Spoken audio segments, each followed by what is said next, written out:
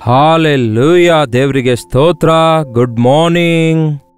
ಮತ್ತೊಂದು ಪುನರುತ್ಥಾನದ ದಿನ ದೇವರು ನಮಗೆ ಕೊಟ್ಟಿದ್ದಾರಲ್ಲವೋ? ಈ ದಿನ ಭಾನುವಾರವಲ್ಲವೋ? ದೇವರ ಆಲಯಕ್ಕೆ ಹೋಗಬೇಕು. ಹೋಗ್ತಾ ಇದ್ದೀರಾ? ರೆಡಿಯಾಗಿದ್ದೀರಾ? ಸಿದ್ಧರಾಗ್ತಿದ್ದೀರಾ? ಈ ದಿನವಿಡೀ ದೇವರ ವಾಕ್ಯದಿಂದ ನಮ್ಮ ಹೃದಯ ತುಂಬಿಸಿಕೊಳ್ಳುವುದಾದರೆ ಈ ವಾರವೆಲ್ಲ ಆಶೀರ್ವದಿಸಲ್ಪಡ್ತೇವೆ, ಬದುಕಲ್ಲಿ ದಿವ್ಯ ದಾನ ಹೊಂದಿಕೊಳ್ತೇವೆ. ಪ್ರಾರ್ಥನೆ. ಪರಿಶುದ್ಧ ದೇವರೇ, ನಿಮಗೆ ವಂದನೆಗಳು. ಕರ್ತನ ದಿನವನ್ನು ಘನವಾದದೆಂದು ಪರಿಗಣಿಸಿ, ಮನೋಹರ ದಿನವೆಂದು ಪರಿಗಣಿಸಿ, ನಿಮ್ಮಲ್ಲಿ ಆನಂದಿಸಲು ಈ ಭಾನುವಾರದಂದು ನಿಮ್ಮ ಸನ್ನಿಧಿಯಲ್ಲಿ ಕೂಡಿ ಬಂದು ನಿಮ್ಮನ್ನು ಘನಪಡಿಸಲು ನಮ್ಮಲ್ಲಿ ಪ್ರತಿಯೊಬ್ಬರಿಗೂ ಸಹಾಯ ಮಾಡಿರೆಂದು ಕ್ರಿಸ್ತನ ನಾಮದಲ್ಲಿ ಬೇಡುತ್ತೇನೆ ತಂದೆಯೇ, ಆಮೇನ್. ಆಮೇನ್. ಹೋಗುತ್ತಾ ಇದ್ದೀರಾ? ನಿಮ್ಮ ಸಭೆಗಳಿಗೆ ಹೋಗುತ್ತಾ ಇದ್ದೀರಾ? ಸಭೆ ಅನ್ನುವಾಗ ದೇವರು ನಮಗೆ ಕೊಟ್ಟಿರುವಂತಹ ಪರಲೋಕದ ನಮೂನೆಯಾಗಿದೆ ಪ್ರಿಯರೇ. ದೇವರ ಮಕ್ಕಳೆಲ್ಲರೂ ಬೇರೆ ಬೇರೆ ಜಾತಿಯವರು, ಬೇರೆ ಬೇರೆ ಕುಲದವರು, ಬೇರೆ ಬೇರೆ ಕುಟುಂಬದವರು, ಯಾರ್ಯಾರೋ ಆಗಿದ್ದೇವಲ್ಲವೇ? ಆದರೆ ಯೇಸುವಿನ ನಾಮದಲ್ಲಿ, ಆತನ ರಕ್ತದಲ್ಲಿ ತೊಳೆಯಲ್ಪಟ್ಟವರಾಗಿ, ಆತನ ಮಕ್ಕಳಾಗಿ, ಆತನಿಂದ ಆರಿಸಲ್ಪಟ್ಟವರಾಗಿ, ಆತನ ರಾಜ್ಯದ ವಾರಸುದಾರರಾಗಿ ನಾವೆಲ್ಲರೂ ಸೇರಿ ಒಟ್ಟುಗೂಡಿ ನಮ್ಮ ಕರ್ತನನ್ನು ಆರಾಧಿಸುವುದಕ್ಕಾಗಿ ಕರ್ತನೇ ನಿರ್ಣಯಿಸಿಟ್ಟಿದ್ದಾರೆ. 6 ದಿನ ಕೆಲಸ ಮಾಡಿಕೊಳ್ಳಿರಿ, 7ನೆಯ ದಿನದಲ್ಲಿ ನನ್ನನ್ನು ಆರಾಧಿಸಿರಿ ಎಂಬುದಾಗಿ. ನೀವು ಸಭೆಗೆ ಹೋಗುವುದಕ್ಕಾಗಿ ಆಸಕ್ತರಾಗಿರಿ. ಸಭೆಯೊಳಗೆ ದೇವರ ಸನ್ನಿಧಿಯನ್ನು ಅನುಭವಿಸಿರಿ. ಸಭೆಯಲ್ಲಿ ಏನು ನಡೆಯುತ್ತೆ? ಯಾಕೆ ಹೋಗಬೇಕು? ದೇವರ ದರ್ಶನ ಅಂದರೆ ಹಾಗೆ ಹೋಗಿ ಒಂದು ಶಿಲುಬೆಯ ಚಿಹ್ನೆಯನ್ನು ಹಾಕಿಕೊಂಡು ಏನೋ ಬೇಡಿಕೊಂಡು ಬಂದರೆ ಸರಿ ಹೋಗ್ತದಲ್ಲವೇ? ಯಾಕೆ ಗಂಟೆಗಳವರೆಗೂ ಕೂತ್ಕೊಳ್ಬೇಕು ಎಂದು ಬಹಳಷ್ಟು ಜನ ಕೇಳ್ತಾರೆ. ಅಷ್ಟೊಂದು ಸಮಯ ಸಭೆಯೊಳಗೆ ಕೂತ್ಕೊಳ್ಳಲು ನಮಗೆ ಟೈಮ್ ಇಲ್ಲ ಅನ್ನುತ್ತಾರೆ ಬಹಳಷ್ಟು ಜನ. ಹೌದು, ಮತ್ತೆ ನಾವು ಲೈನ್ನಲ್ಲಿ ನಿಂತ್ಕೊಳ್ಳುವುದಕ್ಕಾಗಿ, ಕ್ಯೂನಲ್ಲಿ ನಿಂತ್ಕೊಳ್ಳುವುದಕ್ಕಾಗಿ, ಬಸ್ಗೋಸ್ಕರ ವೇಟ್ ಮಾಡುವುದಕ್ಕಾಗಿ, ಡಾಕ್ಟರ್ ಅಪಾಯಿಂಟ್ಮೆಂಟ್ಗೋಸ್ಕರ ವೇಟ್ ಮಾಡುವುದಕ್ಕಾಗಿ, ನೋಡಿ ಪ್ರಿಯರೇ, ನಮಗೆ ಎಷ್ಟೋ ಸಮಯವಿದೆ. ಗಂಟೆಗಳವರೆಗೂ ಅನವಶ್ಯಕವಾದ ವಿಷಯಗಳಲ್ಲಿ ಕಳೆಯುತ್ತೇವೆ. ದೇವರ ಸನ್ನಿಧಿಯಲ್ಲಿ ಕಳೆಯುವ ಸಮಯ ವ್ಯರ್ಥ ಅಂದುಕೊಳ್ತೇವೆ. ನೋ, ಬೇರೆ ಎಲ್ಲವೂ ವ್ಯರ್ಥ. ಆತನ ಸನ್ನಿಧಿಯಲ್ಲಿ ಕಳೆದ ಕಾಲವೇ ನಮಗೆ ಆಶೀರ್ವಾದ. ಯಾಕೆ ದೇವರ ಆಲಯಕ್ಕೆ ಹೋಗಬೇಕು? ಆತನನ್ನು ಆರಾಧಿಸುವುದಕ್ಕಾಗಿ. ಆರಾಧನೆ ಅಂದರೆ ಏನು? ಹಾಡು ಹಾಡುವುದಷ್ಟೇಯೋ? ಆರಾಧನೆ ಎಂಬ 4 ಅಕ್ಷರಗಳನ್ನು ನಾವು ಗಮನಿಸುವುದಾದರೆ, ಮೊದಲು ಆತನನ್ನು ಆರಾಧಿಸುವುದು ಅಂದರೆ ಆತನು ಎಷ್ಟು ಘನವುಳ್ಳ ದೇವರಾಗಿದ್ದಾರೆಂದು, ಆತನಲ್ಲಿನ ಶ್ರೇಷ್ಠತೆ ಎಂಥದೆಂದು ನಾವು ಜ್ಞಾಪಕ ಮಾಡಿಕೊಂಡು ಆತನನ್ನು ಹೊಗಳಿ, ಆತನನ್ನು ಸ್ತುತಿಸಿ, ಆತನನ್ನು ಘನಪಡಿಸುವುದಕ್ಕಾಗಿ ನಾವು ಪ್ರಾರ್ಥನೆಯಲ್ಲಿ ಕರ್ತನನ್ನು ಘನಪಡಿಸಬೇಕು. ಅದ್ವಿತೀಯಾದ ದೇವರು, ನಿರಂತರನಾದ ದೇವರು, ಸರ್ವಾಧಿಕಾರಿ, ಪ್ರಭುಗಳ ಪ್ರಭು, ರಾಜಾದಿರಾಜನು, ಕರುಣಾಮಯನು, ಪ್ರೇಮಾಮಯನು, ದಯಾಮಯನು. ಎಷ್ಟು ಪದಗಳಿವೆ ನೋಡಿ. ನೀವು ಬೈಬಲ್ನಲ್ಲಿ ನೋಡುವುದಾದರೆ 10,000ರಲ್ಲಿ ಸುಂದರನು, ಪ್ರಾಣ ಕೊಟ್ಟಾತನು, ವಿಮೋಚಕನು, ರಕ್ಷಕನು, ನಮ್ಮ ಸಂಗಡ ಇರುವಾತನು. ಮೊದಲು ನಮ್ಮ ದೇವರು ಆಕಾಶ ಮಹಾಕಾಶದಲ್ಲಿ ಇದ್ದಾರೆ ಎಂಬುದು ನಾವು ಗುರುತಿಸಿ ಹೊಗಳುವುದಾದರೆ, ನಮ್ಮ ಪ್ರಾರ್ಥನೆಯ ಸ್ಥಾನದಲ್ಲಿ ಒಂದು ಅಪ್ಲಿಫ್ಟ್, ಒಂದು ವಿಧವಾದಂತಹ ಅಭಿಷೇಕವನ್ನು ನಾವು ನೋಡಬಲ್ಲೆವು. ನಮ್ಮ ದೇವರು ದೊಡ್ಡ ದೇವರು ಅನ್ನುವಾಗ ಅದಕ್ಕೆ ತಕ್ಕಂತೆ ನಾವಿರ್ತೇವಲ್ಲವೇ? ನಾವು ಗಣ್ಯರ ಬಳಿಗೆ ಹೋಗುವಾಗ ಹೇಗೆ ತಯಾರಾಗ್ತೇವೆ? ಗಣ್ಯರೊಂದಿಗೆ ಮಾತಾಡಬೇಕಾದಾಗ ನಾವು ಹೇಗೆ ಸಿದ್ಧರಾಗ್ತೇವಲ್ಲವೇ? ಹಾಗೆಯೇ ನಾವು ಪ್ರಾರ್ಥನೆಯಲ್ಲಿ ದೇವರ ಶ್ರೇಷ್ಠತೆಯನ್ನು ಗುರುತಿಸುವಾಗ ಆತನ ಸನ್ನಿಧಿಯಲ್ಲಿ ಕುಗ್ಗಿದ ಜಜ್ಜಿದ ಹೃದಯದೊಂದಿಗೆ ಆತನನ್ನು ಘನಪಡಿಸಬೇಕು. 2ನೇದಾಗಿ, ಕರ್ತನನ್ನು ಹೊಗಳುವಂಥದ್ದು ಒಂದು ಭಾಗವಾಗಿರುವುದಾದರೆ ಕರ್ತನನ್ನು ಸ್ತುತಿಸಬೇಕು. ಈ ವಾರವೆಲ್ಲ ದೇವರು ಮಾಡಿದ ಉಪಕಾರಗಳನ್ನೆಲ್ಲ ಜ್ಞಾಪಕ ಮಾಡಿಕೊಂಡು, ಅಪಾಯದಿಂದ ತಪ್ಪಿಸಿರುವುದನ್ನು, ಅನಾರೋಗ್ಯದಿಂದ ತಪ್ಪಿಸಿರುವುದನ್ನು, ಕೇಡಿನಿಂದ ತಪ್ಪಿಸಿರುವುದನ್ನು, ಮರಣದಿಂದ ತಪ್ಪಿಸಿರುವುದನ್ನು. ಎಷ್ಟೋ ಜನ ಯುದ್ಧ ಭಯದಲ್ಲಿದ್ದಾರೆ, ಕೊರತೆಯಲ್ಲಿದ್ದಾರೆ, ಮರಣ ಭಯದಲ್ಲಿದ್ದಾರೆ. ನಿಮಗೇನೋ 1-2 ಕೊರತೆಗಳಿದ್ದಿರಬಹುದು. ಅದಲ್ಲ, ಮೊದಲು ಇದ್ದವುಗಳಿಗಾಗಿ ದೇವರನ್ನು ಸ್ತುತಿಸಿರಿ, ಇಲ್ಲದವುಗಳನ್ನು ದೇವರು ನಂತರ ಕೊಡ್ತಾರೆ. 2ನೇದು ಸ್ತುತಿಸುವುದು.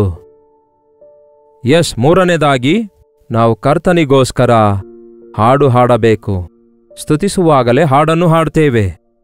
ಹಾಡಿನೊಳಗೆಯೇ ಸ್ತುತಿ, ಘನತೆ, ವಿಜ್ಞಾಪನೆ ಎಲ್ಲವೂ ಕೂಡ ಒಳಗೊಂಡಿವೆ. ಈ ದಿನ ಒಳ್ಳೆ ಒಳ್ಳೆ ಹಾಡುಗಳಿವೆ. ನೀವು ಅರ್ಥಗರ್ಭಿತವಾಗಿ ಪ್ರಾರ್ಥನೆ ಪೂರ್ವಕವಾಗಿ ಹಾಡುವುದಾದರೆ ಆ ಹಾಡಿನಲ್ಲಿಯೇ ನಮ್ಮ ಹೃದಯ ಕದಲಿಸಲ್ಪಡುತ್ತೆ. ಮೂರನೇದಾಗಿ ನಾವು ಬೇಡಿಕೊಳ್ಳಬೇಕು. ನಾವು ಕರ್ತನ ಬಳಿಗೆ ಹೋಗಿ ನಮ್ಮ ಅವಶ್ಯಕತೆಗಳಿಗೋಸ್ಕರ ಆತನಿಗೆ ಬೇಡಿಕೊಳ್ಳಬೇಕು. ಬೇಡಿಕೊಳ್ಳಿರಿ, ನಿಮಗೆ ದೊರೆಯುವುದು. ಮೊದಲು ಬೇಡಿಕೊಳ್ಳುವುದನ್ನೇ ಶುರು ಮಾಡಿಕೊಳ್ಳಬೇಡಿ. ಮೊದಲು ಆತನನ್ನು ಘನಪಡಿಸಿ ಆತನನ್ನು ಸ್ತುತಿಸಿರಿ. ಆತನು ಕೊಟ್ಟಿರುವವುಗಳಿಗಾಗಿ ಇಲ್ಲದವುಗಳಿಗಾಗಿ ಸ್ತುತಿಸಿರಿ. ಅಷ್ಟು ಮಾತ್ರವಲ್ಲದೆ ವಸ್ತುವಾಹನಗಳಿಗೋಸ್ಕರವಲ್ಲ, ದೇವರೇ ನನಗೆ ನ್ಯಾಯ ತೀರಿಸುವಿರೋ, ದೇವರೇ ನನಗೆ ಸಹಾಯ ಮಾಡುವಿರೋ, ದೇವರೇ ನನ್ನನ್ನು ಬಲಪಡಿಸುವಿರೋ, ಇವೆಲ್ಲ ಪ್ರಾರ್ಥನೆಯಲ್ಲಿನ ಒಂದು ಭಾಗವಾಗಿವೆ. ಬೇಡಿಕೊಳ್ಳುವಂಥದ್ದು. ಬೇಡಿಕೊಳ್ಳಿರಿ. ಕೊನೆಯದಾಗಿ ಇತರರಿಗಾಗಿ ವಿಜ್ಞಾಪನೆ ಮಾಡಬೇಕು. ದೇಶಕ್ಕೋಸ್ಕರ ವಿಜ್ಞಾಪನೆ ಮಾಡಬೇಕು. ದೇಶ ನಾಯಕರಿಗಾಗಿ ವಿಜ್ಞಾಪನೆ ಮಾಡಬೇಕು. ಪ್ರಪಂಚಕ್ಕೋಸ್ಕರ, ರಕ್ಷಣೆ ಹೊಂದದವರಿಗಾಗಿ ವಿಜ್ಞಾಪನೆ ಮಾಡಬೇಕು. ವಿಜ್ಞಾಪನೆ ಪ್ರಾರ್ಥನೆಗಳೆಲ್ಲ ಬಹಳಷ್ಟು ಚರ್ಚಸ್ಗಳಲ್ಲಿ ಈ ದಿನ ಹಾಡುಗಳನ್ನು ಹಾಡ್ತಾ ಕರ್ತನನ್ನು ಸ್ತುತಿಸುತ್ತಿದ್ದೇವೆ. ಮೊಳಕಾಲೂರಿ ಪ್ರಾರ್ಥಿಸುತ್ತಾ ಕರ್ತನನ್ನು ಘನಪಡಿಸುತ್ತಿದ್ದೇವೆ. ಆತನ ಸನ್ನಿಧಿಯಲ್ಲಿ ಮೊಳಕಾಲೂರಿ ಪ್ರಾರ್ಥಿಸಿ ನಮ್ಮ ಅವಶ್ಯಕತೆಗಳಿಗಾಗಿ ಬೇಡಿಕೊಳ್ತಿದ್ದೇವೆ. ಆತನ ವಾಕ್ಯ ಕೇಳುವಂತೆ ನಮ್ಮ ಹೃದಯ ಸಿದ್ಧಪಡಿಸಿಕೊಳ್ತಿದ್ದೇವೆ. ಹಾಗೆಯೇ ಅನೇಕರಿಗೋಸ್ಕರ ವಿಜ್ಞಾಪನೆ ಕೂಡ ಮಾಡಬೇಕು. ಒಮ್ಮೆ ಆದಿಸಭೆಯಲ್ಲಿ ಏನಾಯ್ತೆಂದು ನೋಡೋಣ ಬನ್ನಿ. ಅಪೊಸ್ತಲರ ಕೃತ್ಯಗಳು 2ನೇ ಅಧ್ಯಾಯ 42ನೇ ವಚನ. ಅವನ ಮಾತಿಗೆ ಒಪ್ಪಿಕೊಂಡವರು ದೀಕ್ಷಾಸ್ನಾನ ಮಾಡಿಸಿಕೊಂಡರು. ಆ ದಿವಸ ಸುಮಾರು 3,000 ಜನರು ಅವರಲ್ಲಿ ಸೇರಿದರು. ದೀಕ್ಷಾಸ್ನಾನ ಹೊಂದಿದಂಥವರು ಸಭೆಯೊಳಗೆ ಸದಸ್ಯರಾಗಿದ್ರಂತೆ. ಉಳಿದವರು ಬರ್ತಾರೆ, ಹೋಗ್ತಾರೆ, ಪ್ರಿಪೇರ್ ಆಗ್ತಾರೆ ದೀಕ್ಷಾಸ್ನಾನಕ್ಕೋಸ್ಕರ, ಯೇಸುವನ್ನು ಅಂಗೀಕರಿಸುವುದಕ್ಕೋಸ್ಕರ. ಆದರೆ ನಿಜವಾಗ್ಲೂ ಸಭೆ ಅಂದರೆ ಕ್ರಿಸ್ತನ ರಕ್ತದಿಂದ ಕೊಂಡುಕೊಳ್ಳಲ್ಪಟ್ಟವರು, ಕ್ರಿಸ್ತನನ್ನು ಅಂಗೀಕರಿಸಿದವರು ಮಾತ್ರವೇ ಆಗಿದ್ದಾರೆ. ಇವರು ಅಪೊಸ್ತಲರ ಬೋಧನೆಯನ್ನು ಕೇಳುವುದರಲ್ಲಿಯೂ, ಸಹೋದರರ ಅನ್ಯೋನ್ಯತೆಯಲ್ಲಿಯೂ, ರೊಟ್ಟಿ ಮುರಿಯುವುದರಲ್ಲಿಯೂ, ಪ್ರಾರ್ಥನೆಯಲ್ಲಿಯೂ ನಿರತರಾಗಿದ್ದರು. ಆದಿಸಭೆಯಲ್ಲಿರುವಂತಹ ವಿಶ್ವಾಸಿಗಳೆಲ್ಲರೂ ದೀಕ್ಷಾಸ್ನಾನ ಹೊಂದಿಕೊಂಡು ಒಟ್ಟಿಗೆ ಸೇರಿ ಬಂದಾಗ 4 ಸ್ತಂಭಗಳು ಇಲ್ಲಿ ನಾವು ಗಮನಿಸುತ್ತೇವೆ. ಒಂದು ಅಪೊಸ್ತಲರ ಬೋಧನೆ. ಏನಾಗಿದೆ ಅಪೊಸ್ತಲರ ಬೋಧನೆ? ಯೇಸುವಿನ ನಾಮದಲ್ಲಿ ಸ್ವಸ್ಥತೆಗಳು, ಅದ್ಭುತ ಮಹತ್ ಕಾರ್ಯಗಳು ನಡೆಯುತ್ತವೆ, ಬಹಳ ಅಭಿವೃದ್ಧಿ ಉಂಟಾಗ್ತದೆ ಎನ್ನುವಂಥದ್ದು ಮೊದಲ ಬೋಧನೆ ಅಲ್ಲ ಪ್ರಿಯರೇ. ಬೋಧನೆಯ ಅಸ್ಥಿವಾರವೇನೆಂದರೆ ಮಾನಸಾಂತರ ಹೊಂದಿರಿ. 37ನೇ ವಚನದಲ್ಲಿದೆ ನೋಡಿ.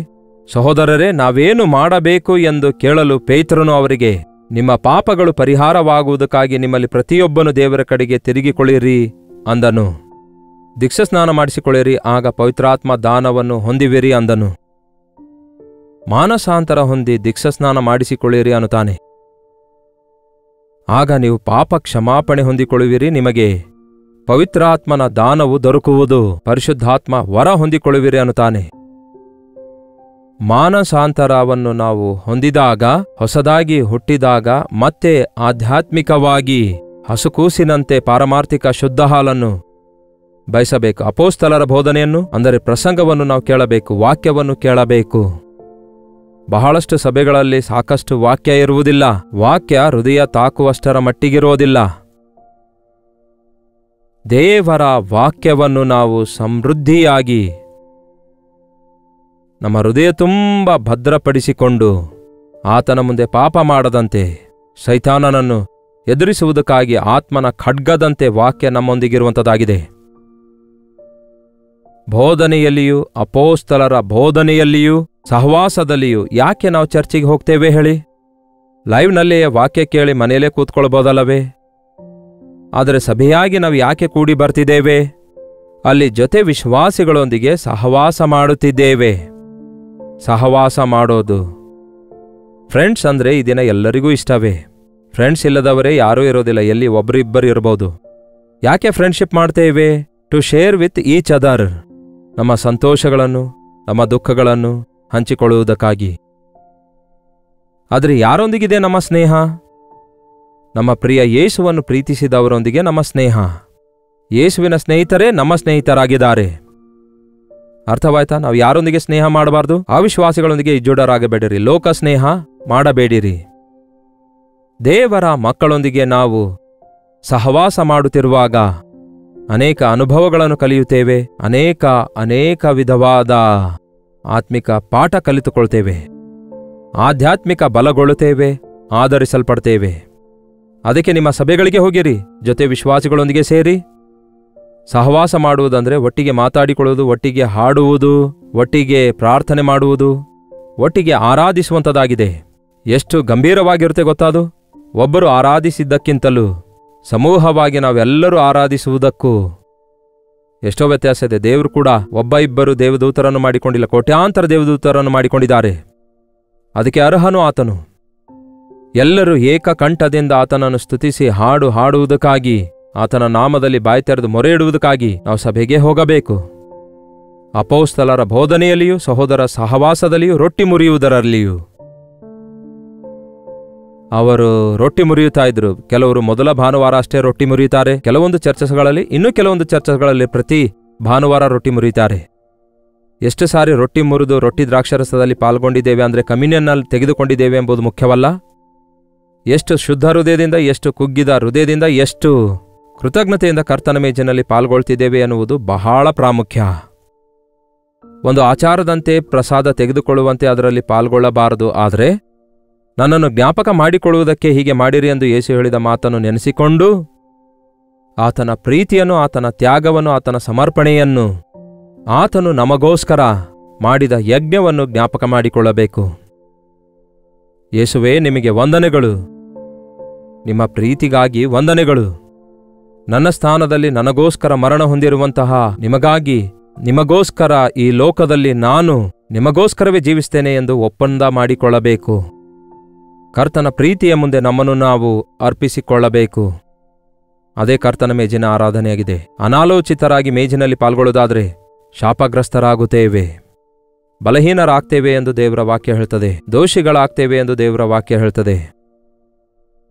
ನೀವು ಸಭೆಗೆ ಹೋಗ್ತಾ ಇದ್ದೀರಾ? ಕರ್ತನ ಮೇಜಿನಲ್ಲಿ ಪಾಲ್ಗೊಳ್ತಿದ್ದೀರಾ? ಕುಗ್ಗಿದ ಜಜ್ಜಿದ ಹೃದಯದೊಂದಿಗೆ ಆ ರೊಟ್ಟಿ ತೆಗೆದುಕೊಳ್ಳುವಾಗ ಇದು ಯೇಸುವಿನ ಶರೀರ, ನನಗಾಗಿ ಜಜ್ಜಲ್ಪಟ್ಟ ಯೇಸುವಿನ ಶರೀರ ಎಂದು ನೆನೆಸಿಕೊಂಡು, ದ್ರಾಕ್ಷಾರಸ ತೆಗೆದುಕೊಂಡಾಗ ಇದು ನನಗೋಸ್ಕರ ಸುರಿಸಲ್ಪಟ್ಟಿರುವ ನಿರ್ದೋಷ ನಿಷ್ಕಳಂಕವಾದ ಕ್ರಿಸ್ತನ ರಕ್ತಕ್ಕೆ ಸೂಚನೆಯಾಗಿದೆ ಎಂದು ಜ್ಞಾಪಕ ಮಾಡಿಕೊಂಡು, ನನ್ನನ್ನು ಇಷ್ಟೊಂದು ಪ್ರೀತಿಸಿರುವ ಕ್ರಿಸ್ತನಿಗೋಸ್ಕರ ನಾನು ಜೀವಿಸುತ್ತೇನೆ ಎಂಬ ತೀರ್ಮಾನ ತೆಗೆದುಕೊಂಡು ನೀವು ರೊಟ್ಟಿ ದ್ರಾಕ್ಷಾರಸದಲ್ಲಿ ಪಾಲ್ಗೊಳ್ಳುತ್ತಾ ಇದ್ದೀರಾ? ನೀವಿನ್ನೂ ದೀಕ್ಷಾಸ್ನಾನ ತೆಗೆದುಕೊಳ್ಳದಿದ್ದರೆ ದೀಕ್ಷಾಸ್ನಾನ ತೆಗೆದುಕೊಳ್ಳಿರಿ. ಇನ್ನೂ ಮಾನಸಾಂತರದ ಅನುಭವ ಇಲ್ಲದಿದ್ದರೆ ಮುಂದೂಡಿಸಬೇಡಿರಿ. ಇದೇ ಅನುಕೂಲವಾದ ಸಮಯ, ಇದೇ ರಕ್ಷಣೆಯ ದಿನವೆಂದು ವಾಕ್ಯ ಹೇಳುತ್ತದೆ. ಒಂದು ಭಾನುವಾರದ ರಾತ್ರಿಯಂದೇ ನನ್ನ ಜೀವಿತ ದೇವರಿಗೆ ಅರ್ಪಿಸಿಕೊಟ್ಟೆ. ಈ ದಿನದವರೆಗೂ ನನಗೆ ಸಾಕ್ಷಿಯಾಗಿ ನಿಲ್ಲಿಸಿದ್ದಾರೆ. ಈ ಭಾನುವಾರ ನಿಮ್ಮ ಹೃದಯ ದೇವರಿಗೆ ಕೊಡುವುದಕ್ಕಾಗಿ ಒಳ್ಳೆಯ ಅವಕಾಶವಾಗಿದೆ. ಸಭೆಗೆ ಹೋಗಿ ಆರಾಧನೆ ಮುಗಿದ ನಂತರ ಒಬ್ಬಂಟಿಗರಾಗಿ ಪ್ರಾರ್ಥನೆ ಮಾಡಿಕೊಳ್ಳಿ. ದೇವರೊಂದಿಗೆ ಹೋರಾಡಿರಿ. ನೀವು ನನ್ನನ್ನು ಆಶೀರ್ವದಿಸಿದ ಹೊರತು ನಿಮ್ಮನ್ನು ಬಿಡುವುದಿಲ್ಲ ಎಂಬುದಾಗಿ ಉಪವಾಸವಿದ್ದು ಮೊರೆಯಿಡಿರಿ. ದೇವರು ನಿಮಗೆ ತನ್ನನ್ನು ತಾನು ಪ್ರತ್ಯಕ್ಷಪಡಿಸಿಕೊಳ್ತಾರೆ. ನಿಮ್ಮ ಪಾಪಗಳನ್ನು ಕ್ಷಮಿಸುತ್ತಾರೆ, ಪರಿಶುದ್ಧಗೊಳಿಸಿ ನಿಮ್ಮ ಮೇಲೆ ಪರಿಶುದ್ಧಾತ್ಮನನ್ನು ಸುರಿಯ ಮಾಡ್ತಾರೆ. ಅಪೊಸ್ತಲರ ಬೋಧನೆಯಲ್ಲಿಯೂ, ಸಹವಾಸದಲ್ಲಿಯೂ, ರೊಟ್ಟಿ ಮುರಿಯುವುದರಲ್ಲಿಯೂ ಮತ್ತೊಂದು ಮುಖ್ಯವಾದದಿದೆ, ಪ್ರಾರ್ಥನೆಯಲ್ಲಿಯೂ ನಿರತರಾಗಿದ್ರು. ಸಭೆಗೆ ಹೋಗುವಾಗ ಭಾನುವಾರವೂ ಕೂಡ ಪ್ರಾರ್ಥನೆಗಾಗಿ ಸಮಯ ಇದೆಯಾ ನಿಮ್ಮ ಸಭೆಗಳಲ್ಲಿ? ಎಷ್ಟು ಹೊತ್ತು ಪ್ರಾರ್ಥನೆ ಮಾಡ್ತೀರಿ? ಎಷ್ಟು ಹೊತ್ತು ಹಾಡು ಹಾಡ್ತೀರಿ? ಎಷ್ಟು ಹೊತ್ತು ವಾಕ್ಯ ಕೇಳ್ತೀರಿ? ಎಲ್ಲ ಒಟ್ಟಿಗೆ ಸೇರಿ 1 ಗಂಟೆಯಲ್ಲಿ ಮುಗಿಸಬೇಕು ಅನ್ನುತ್ತಾರೆ. ಹಾಗಲ್ಲ ಪ್ರಿಯರೇ, ಕನಿಷ್ಠ 3 ಗಂಟೆ ಹಾಗೆ ಮಾಡಬೇಕು. 1 ಗಂಟೆ ಆರಾಧಿಸಬೇಕು, 1 ಗಂಟೆ ದೇವರ ಸನ್ನಿಧಿಯಲ್ಲಿ ಪ್ರಾರ್ಥಿಸುತ್ತಾ 1 ಗಂಟೆ ದೇವರ ವಾಕ್ಯ ಕೇಳಬೇಕು. ಹಾಗೆ ಮಾಡಿದ್ರೆ ಆಧ್ಯಾತ್ಮಿಕವಾಗಿ ಬಲಗೊಂಡು ಆಧ್ಯಾತ್ಮಿಕ ವೀರರಾಗಿ ನೀವು ತಯಾರಾಗ್ತೀರಿ. ಒಬ್ಬಂಟಿಗರಾಗಿ ಪ್ರಾರ್ಥಿಸಿಕೊಳ್ಳಬೇಕು, ಸಭೆಯಾಗಿ ಪ್ರಾರ್ಥಿಸಬೇಕು. ಸಭೆಯ ಪ್ರಾರ್ಥನೆ ಕೂಡ ಎಷ್ಟೋ ಶಕ್ತಿಯುಳ್ಳದಾಗಿದೆ. ಪೇತ್ರನನ್ನು ಸೆರೆಮನೆಯೊಳಗೆ ಹಾಕಿದಾಗ ಸಭೆ ಆಸಕ್ತಿಯಿಂದ ಪ್ರಾರ್ಥಿಸಿತು. ಎಷ್ಟೋ ಅದ್ಭುತ ನಡೆದಿತ್ತು, ಎಷ್ಟೋ ಅದ್ಭುತ. ದೇವರು ಅವರ ಪ್ರಾರ್ಥನೆಯನ್ನು ಕೇಳಿ ಅದ್ಭುತವಾಗಿ 3ನೇ ಸೆರೆಮನೆಯೊಳಗಿದ್ದಂತಹ ಪೇತ್ರನನ್ನು ಹೊರಗೆ ಕರೆತಂದು ಅವರು ಪ್ರಾರ್ಥಿಸುತ್ತಿರುವ ಸ್ಥಳಕ್ಕೆ ದೇವರು ಕರೆತರ್ತಾರಲ್ಲವೇ? ಪ್ರಾರ್ಥನೆ ಅಸಾಧ್ಯವಾದ ಕಾರ್ಯಗಳನ್ನು ಅಸಾಧಾರಣವಾದ ರೀತಿಯಲ್ಲಿ ಜರುಗಿಸಿಬಿಡುತ್ತೆ. ಸಭೆಯಾಗಿ ಪ್ರಾರ್ಥಿಸಬೇಕು. ನನ್ನವರೆಂದು ಹೆಸರುಗೊಂಡ ನನ್ನ ಪ್ರಜೆಗಳು ತಮ್ಮನ್ನು ತಾವು ತಗ್ಗಿಸಿಕೊಂಡು ನನ್ನ ಮುಖದರ್ಶನ ಬಯಸಿ ತಮ್ಮ ಕೆಟ್ಟ ನಡತೆ ಬಿಟ್ಟು ನನ್ನ ಕಡೆಗೆ ತಿರುಗಿಕೊಂಡರೆ ಅವರನ್ನು ಕ್ಷಮಿಸಿ ಅವರ ಪ್ರಾರ್ಥನೆಯನ್ನು ಲಾಲಿಸುವೆನು, ಅವರ ದೇಶ ಸ್ವಸ್ಥಪಡಿಸುವೆನೆಂದು ದೇವರು ಹೇಳಿದ್ದಾರೆ. ಈ ದಿನ ಅದು ಎಷ್ಟೋ ಅವಶ್ಯಕವಾಗಿದೆ. ಸಭೆಯಾಗಿ ನಾವೆಲ್ಲರೂ ಸೇರಿ ಪ್ರಾರ್ಥಿಸಬೇಕು. ಸಭೆಗೆ ಹೋಗೋಣ, ಆತನ ವಾಕ್ಯ ಕೇಳೋಣ, ಆತನನ್ನು ಆರಾಧಿಸೋಣ, ಪ್ರಾರ್ಥನೆ ಮಾಡಿಕೊಳ್ಳೋಣ, ಇತರರಿಗಾಗಿ ವಿಜ್ಞಾಪನೆ ಮಾಡೋಣ. ದೇವರ ದೊಡ್ಡ ಕಾರ್ಯಗಳನ್ನು ಅಂತ್ಯಕಾಲದಲ್ಲಿ ಪ್ರಪಂಚದಲ್ಲೆಲ್ಲ ನಡೆಯುವ ಹಾಗೆ ಎದುರು ನೋಡೋಣ. ಪ್ರಾರ್ಥನೆ. ಪರಿಶುದ್ಧ ದೇವರೇ, ನಿಮಗೆ ವಂದನೆಗಳು. ಯಾವ ಸ್ಥಳದಿಂದ ನಿಮ್ಮ ಮಕ್ಕಳು ವೀಕ್ಷಿಸುತ್ತಿದ್ದಾರೆಂದು ನೀವೇ ಬಲ್ಲಿರಿ. ಆರಾಧನೆಗಾಗಿ ಹೇಗೆ ಸಿದ್ಧಗೊಳ್ತಿದ್ದಾರೆಂದು, ನಮ್ಮ ಸಭೆಗೆ ಹೋಗಿ ನಿಮ್ಮನ್ನು ಆತ್ಮದಿಂದಲೂ ಸತ್ಯದಿಂದಲೂ ಆರಾಧಿಸಬೇಕೆಂದು ಸಿದ್ಧರಾಗ್ತಿದ್ದಾರೆಂದು ಗೊತ್ತು. ತಮ್ಮ ಹೃದಯ ನಿಮ್ಮ ಸನ್ನಿಧಿಯಲ್ಲಿ ಹೊಯ್ದುಕೊಂಡು ಜೊತೆ ವಿಶ್ವಾಸಿಗಳೊಂದಿಗೆ ಸಹವಾಸ ಮಾಡುವುದಕ್ಕೂ ವಾಕ್ಯದ ಮುಖಾಂತರ ನಮ್ಮನ್ನು ನಾವು ಪರಿಶೀಲಿಸಿಕೊಂಡು ನಿಮ್ಮ ಕೃಪೆಗೋಸ್ಕರ ಬೇಡಿಕೊಳ್ಳುವುದಕ್ಕೂ ಸಹಾಯ ಮಾಡಿರಿ. ಅನುದಿನವೂ ನಿಮ್ಮ ವಾಕ್ಯದಿಂದಲೇ ದಿನ ಪ್ರಾರಂಭಿಸಿ ನಿಮ್ಮ ವಾಕ್ಯದಿಂದಲೇ ಮುಗಿಸುವಾಗ ನಮ್ಮೆಲ್ಲರನ್ನು ಆಶೀರ್ವದಿಸಿ ನಡೆಸಿರೆಂದು ಕ್ರಿಸ್ತನ ನಾಮದಲ್ಲಿ ಬೇಡುತ್ತೇನೆ ತಂದೆಯೇ, ಆಮೇನ್. ತಂದೆಯಾದ ದೇವರ ಪ್ರೀತಿಯೂ ಮಗನಾಗಿರುವ ಕ್ರಿಸ್ತನ ಕೃಪೆಯೂ ಆದರಣೆ ಕರ್ತನಾದ ಪವಿತ್ರಾತ್ಮನ ಸಹವಾಸವು ಕೂಡಿ ಬಂದಿರುವ ನಮ್ಮೆಲ್ಲರ ಸಂಗಡ ಇಂದಿಗೂ ಸದಾಕಾಲಕ್ಕೂ ನೆಲೆಯಾಗಿರಲಿ. ಆಮೇನ್. ದೇವರಿಗೆ ಸ್ತೋತ್ರ. ನಿಮ್ಮ ಪ್ರಾರ್ಥನಾ ಮನವಿ 8939731313 ನಂಬರ್ಗೆ ಹಾಗೂ ಇತರ ದೇಶದಿಂದಲೂ ಸಹ ವೀಕ್ಷಿಸುವುದಾದರೆ ಕೊಡಲ್ಪಟ್ಟ ಇದೇ ನಂಬರ್ಗೆ ನಿಮ್ಮ ಮನವಿ ಕಳಿಸಿಕೊಡಿರಿ. ಟೆಕ್ಸ್ಟ್ ಆರ್ ವಾಯ್ಸ್ ಮೆಸೇಜ್ ಮುಖಾಂತರ ವಾಟ್ಸಪ್ ಕಳಿಸಿರಿ. ನಾವು ಪ್ರಾರ್ಥಿಸ್ತಿದ್ದೇವೆ. ಕರ್ತನ ಚಿತ್ತದ ಮೇರೆಗೆ ನಿಮ್ಮ ಸಭೆಗಳಲ್ಲಿ ನಡೆಯುವಂತಹ ಆರಾಧನೆಗಳಲ್ಲಿ ತಪ್ಪದೆ ಪಾಲ್ಗೊಳ್ಳುವವರಾಗಿರಿ. ಮನೆಯಲ್ಲೇ ಕೂತ್ಕೊಂಡು ಲೈವ್ ಕಾರ್ಯಕ್ರಮ ವೀಕ್ಷಿಸಬೇಡಿರಿ. ಈ ಸಂದೇಶ ನಿಮ್ಮ ಅನುಕೂಲತೆಯ ಮೇರೆಗೆ ಮತ್ತೇನು ವೀಕ್ಷಿಸಿರಿ. ಮೊದಲು ನಿಮ್ಮ ಸಭೆಗಳಿಗೆ ಹೋಗಿ ದೇವರನ್ನು ಜೊತೆ ವಿಶ್ವಾಸಿಗಳೊಂದಿಗೆ ಸೇರಿ ಆರಾಧಿಸಿರಿ. ಈ ದಿನವೆಲ್ಲ ದೇವರ ವಾಕ್ಯ ಕೇಳುವುದು, ಧ್ಯಾನಿಸುವುದು, ಪ್ರಾರ್ಥಿಸುವುದು ಅಭ್ಯಾಸ ಮಾಡಿಕೊಳ್ಳಿರಿ. ಅತ್ಯಧಿಕವಾಗಿ ಆಶೀರ್ವಾದ ಹೊಂದುತ್ತೀರಿ. ಮತ್ತೆ ನಾಳೆ ಇದೇ ಅನುದಿನದ ಧ್ಯಾನ ಎಂಬ ಕಾರ್ಯಕ್ರಮದಲ್ಲಿ ಭೇಟಿಯಾಗೋಣ. ಅಲ್ಲಿವರೆಗೂ ದೇವರ ಮಹಾಕೃಪೆ ಯಾವಾಗಲೂ ನಿಮ್ಮೆಲ್ಲರೊಂದಿಗಿರಲಿ.